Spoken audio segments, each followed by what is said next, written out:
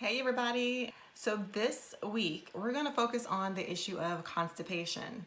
As with autoimmune issues, I see a lot of women, frankly about 90% of women, who have current constipation issues, chronic long-term constipation issues, or have had constipation issues in the past. And most of them don't really know exactly why or what's happening, and unfortunately many of us have just accepted it as a way of life. That is not okay, and you do not have to live with chronic constipation issues. And so this week I want to focus on why we may experience constipation, and then follow me through the rest of the week to learn more tips for preventing it, for dealing with it if you do have it, and I'll also give you some recipes to get started. Okay. So first of all, many people don't think of gastrointestinal or skin issues as hormonally related, but they are. And when your pathways of elimination are congested, your body can't get rid of toxins as well as the natural buildup or hormonal byproducts that occur with normal metabolism. And so then you pile on the issues of mismanaged blood sugar and adrenal fatigue, which then further interferes with the body's ability to sort of Swiffer clean its own system. And then you've got an open invitation for hormonal imbalance. So your stool, though, is not the only way that the body gets rid of toxins, but it is a key one that we're going to focus on for this week. And so to do this, we're going to focus primarily on two organs, the large intestine and the liver. So think of your liver and large intestine as your internal garbage processors. They compact and move big stuff such as digested food and toxins, chemicals, and hormonal waste every single day. The liver's primary purpose is to convert fat-soluble toxins into water-soluble waste through a two-step process so that your body can excrete them via sweat, urine, and bowel movements.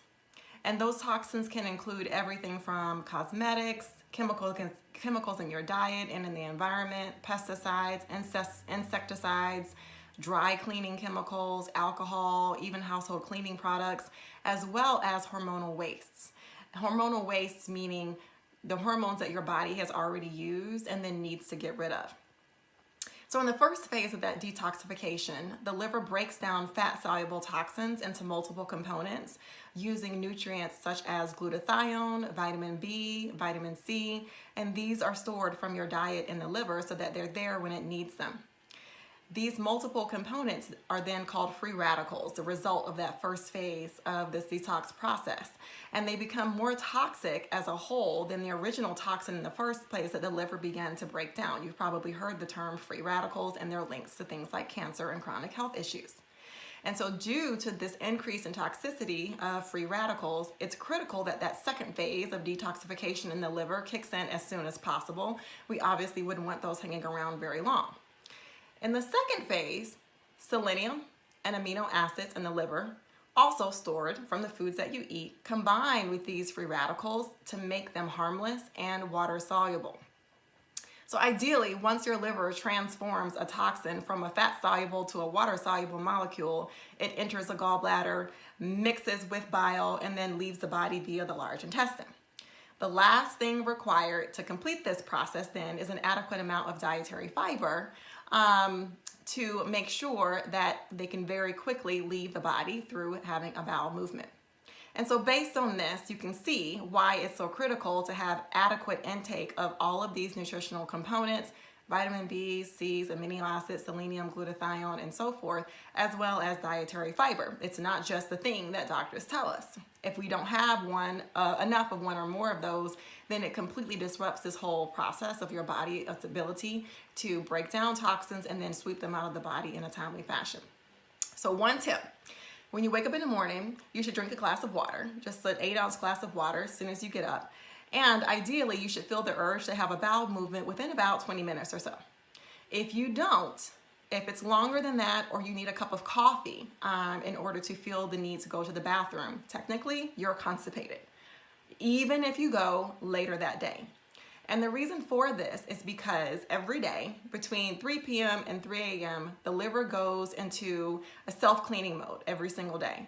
And so your first bowel movement should happen soon after you wake up the next day because the liver has basically been working for 12 hours to get rid of yesterday's waste. And then also remember that the lining of the large intestine is osmotic. So that means that things can travel in and out through that membrane. And so if you don't have an efficient transit time because your liver or large intestine is congested and things are just sitting there in your large intestine, or you're lacking the necessary nutrients or fiber to make sure that things are getting swept out, then those toxins and the other chemicals that are working their way through that elimination pathway can get reabsorbed back into the bloodstream and continue circulating throughout the body. So that's an overview of how constipation can happen, how the elimination system should be properly functioning. So stay with me through the rest of the week, as I mentioned earlier, to learn more about what you can do about it and some recipes and tips along the way. Talk to you later.